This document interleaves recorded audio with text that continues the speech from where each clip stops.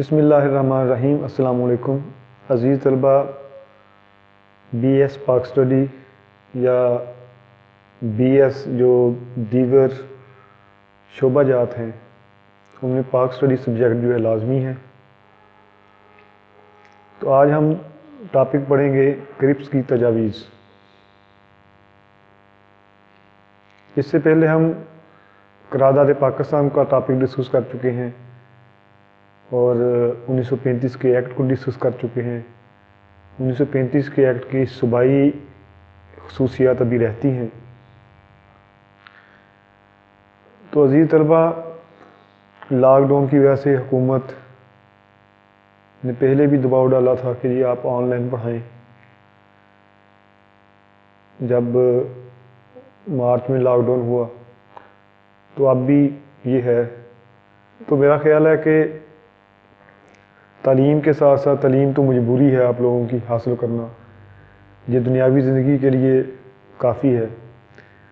مجھے بھی 15 سال ہو گئے ہیں گورنمنٹ سروس کرتے ہوئے، تو دنیاوی تعلیم کے ساتھ ساتھ دینی بھی تعلیم، مطلب آخرت کی تیاری بھی ہمیں کرنی چاہیے، کیونکہ میں نے تعلیمی ویڈیو کے ساتھ ساتھ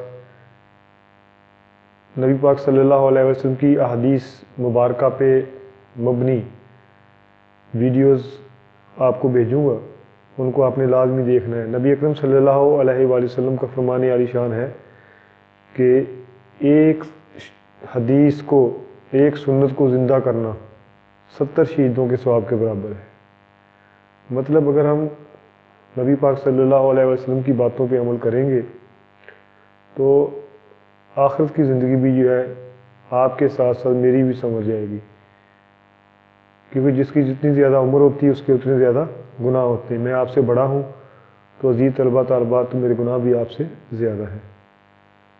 تو اب ٹاپک شروع کرنے سے پہلے 2 بار درود پاک۔ بسم اللہ الرحمن الرحیم۔ اللہم صلی علی محمد وعلی آل محمد کما صلیت علی ابراہیم وعلی آل ابراہیم انکا حمید مجید۔ اللہم بارک علی محمد وعلی آل محمد کما بارکت علی ابراہیم وعلی آل ابراہیم انکا حمید مجید۔ اللہم صلی علی محمد وعلی آل محمد کما صلیت علی ابراہیم وعلی آل ابراہیم انکا حمید مجید۔ اللہم بارک علی محمد وعلی آل محمد کما بارکت علی ابراہیم وعلی آل ابراہیم انکا حمید مجید۔ تو عزیز طلبہ، کرپس کی تجاویز آپ نے کافی بار پڑھی ہوں گی، لیکن آج میں آپ کو اچھے طریقے سے سمجھا دیتا ہوں۔ کرپس کی تجاویز جو ہیں،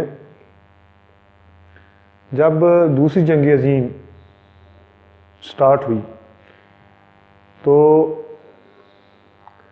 برطانوی گورنمنٹ کو یہ ڈر پڑ گیا کہ جاپان جو ہے، جاپان آپ یہ دیکھ لیں کہ مشرق مغرب ہے نا، مشرق مغرب، یہ آپ سمجھ لیں کہ بر صغیر ہے، تو جاپان اس طرف ہے۔ تو برطانوی حکومت کو ڈر پڑ گیا کہ جاپان جو ہے یہ بر صغیر پر حملہ کرے گا۔ تو اب اندر کی جو بر صغیر کی اندرونی صورتحال تھی وہ بھی کشیدہ تھی۔ کس طرح کہ 23 مارچ 1940 کو قائد اعظم محمد علی جناح نے اعلان یہ کہا تھا کہ تقسیم کے علاوہ کسی قسم کی کوئی دوسری بات قابل قبول نہیں ہے۔ اس کے بعد کانگریس نے بھی ہندوستان چھوڑ دو تحریک جاری کر دی۔ اب آل انڈیا مسلم لیگ نے یہ کہا تھا کہ پاکستان کے علاوہ کوئی تقسیم قابل قبول نہیں ہے۔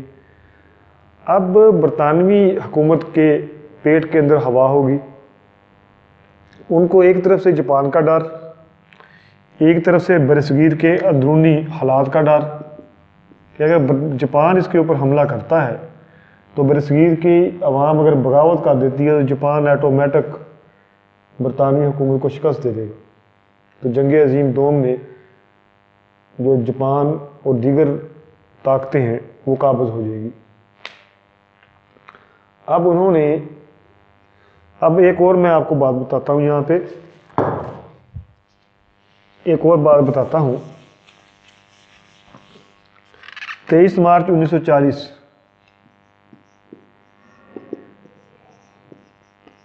کو قرارداد پاکستان منظور ہوئی۔ اس کے ٹھیک 2 سال بعد 23 مارچ 1942 کو انہوں نے کرپس صاحب کو بھیجا کہ جاؤ یار کرپس اور دیگر اس کے ساتھ اس کی سربراہی میں وائسرائے ہندوستان کی انتظامی کونسلوں کے ساتھ جا کے بات چیت کرو۔ تو یہ کرپس بیچارہ بھاگا بھاگا وہاں سے آیا کہ جا کے محمد علی جناح سے بھی بات کرتا ہوں، کانگریس کے بھی نمائندوں سے بات کرتا ہوں، تاکہ اندر ان کو ایک لولی پاپ دوں، ایک ان کو چکر دوں کہ یار آپ پریشان نہ ہو، ہم آپ کے ساتھ ہیں، جیسے آپ کہیں گے ویسے ہم کام کریں گے، کہ ان حالات کو سمجھا، ان حالات کے اوپر آپ یہ کہہ لیں کہ پردہ ڈالنے کے لیے، تاکہ عوام جو ہیں وہ جاپان یا ایسی صورتحال سے ان کا ساتھ نہ دیں، اندرونی صورتحال کو بہتر کرنے کے لیے، ٹھیک ہے جی، اسٹیفرڈ کرپس کو بھیجا۔ اب کرپس نے آ کے یہاں پہ یہ اکثر شارٹ کوشچن آ جاتا ہے کہ کرپس کی 3 تجاویز بتائیں، تو اب کرپس نے آ کے کیا باتیں کی وہ میں آپ کو بتاتا ہوں۔ کرپس 23 مارچ سے لے کے 30 مارچ تک، یعنی کہ 23 سے لے کے 30 مارچ تک 7 دن مذاکرات کرتا رہا، ٹھیک ہے جی، باتیں کرتا رہا۔ 30 مارچ 1942 کو اس نے کیا کیا، اپنی تجاویز پیش کی۔ اب ہم تجاویز پیش کر دیکھتے ہیں۔ اس نے کہا کہ جنگ کے فوراً بعد برصغیر کو ڈومینین کا درجہ دے دیا جائے گا۔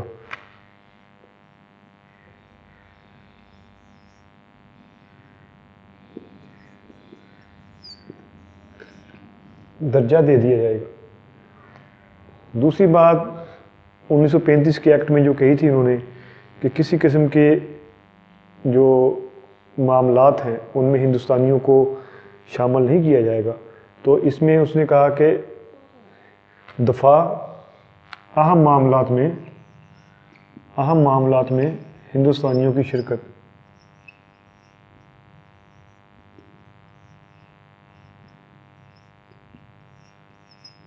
اب اہم معاملات کون کون سے؟ امور دفاع،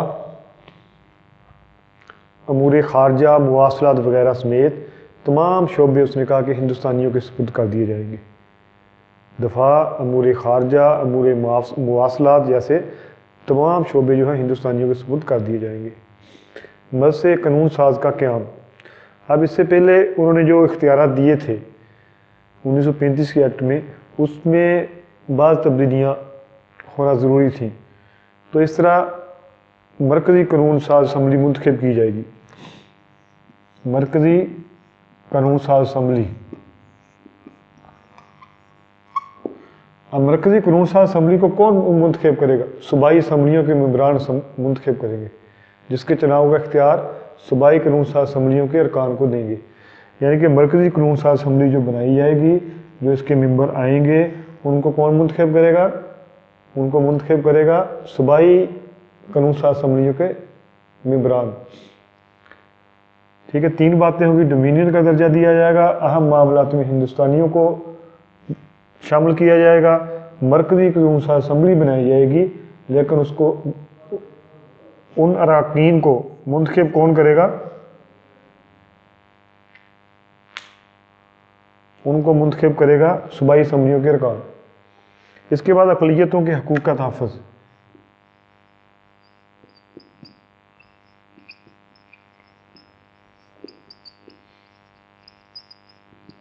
اقلیتوں کے حقوق کا تحفظ کیا جائے گا۔ یہ تو ہر معاملات میں، ہر آئین میں، ہر 1909 کے بعد ہر بات انہوں نے یہ بات کی ہر بار کہ اقلیتوں کے حقوق کا تحفظ کیا جائے گا۔ تو عزیز طلبہ یہ 4 پوائنٹ ہوئے ہیں۔ اس کے بعد نیکسٹ پوائنٹ ہے آئین کے نفاذ کی شرط۔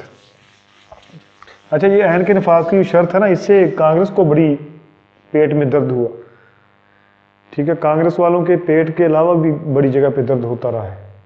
ہاں تو آئین کے نفاذ کی شرط،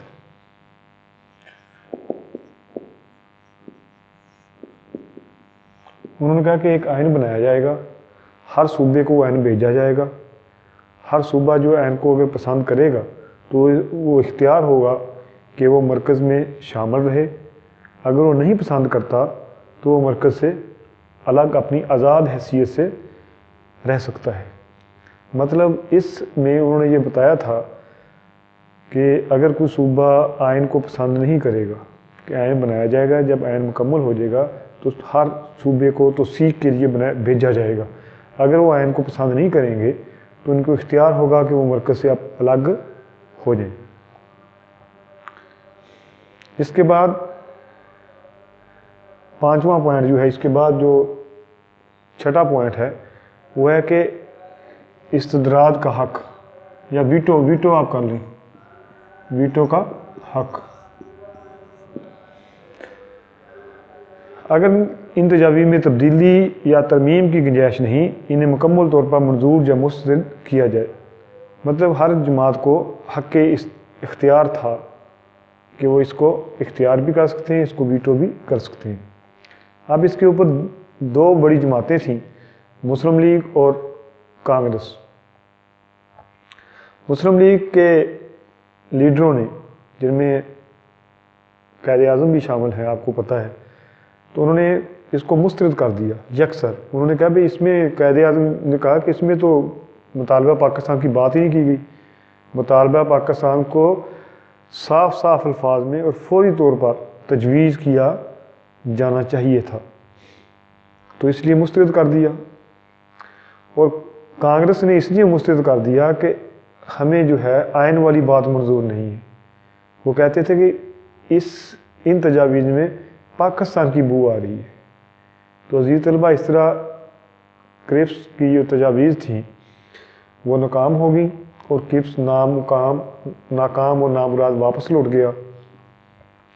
اس کے بعد ہم دیکھیں گے کہ جب کرپس وہاں پہنچتا ہے تو کرپس نے جا کے جو صورتحال دکھائی، کرپس نے کہا کہ جناب وہاں تو محمد علی جناح ہیں، لائق اور ذہین و فطین شخص ہیں، اب وہ میری بات کہاں سنتے ہیں، کہاں مانتے ہیں، میرے اکیلے کی بس کی بات نہیں ہے، میں اکیلا آدمی ناکافی ہوں، محمد علی جناح بہت ذہین آدمی ہے، ان سے بات منوانا تو ایسے ہی ہے کہ جیسے انتہائی مشکل کام ہے۔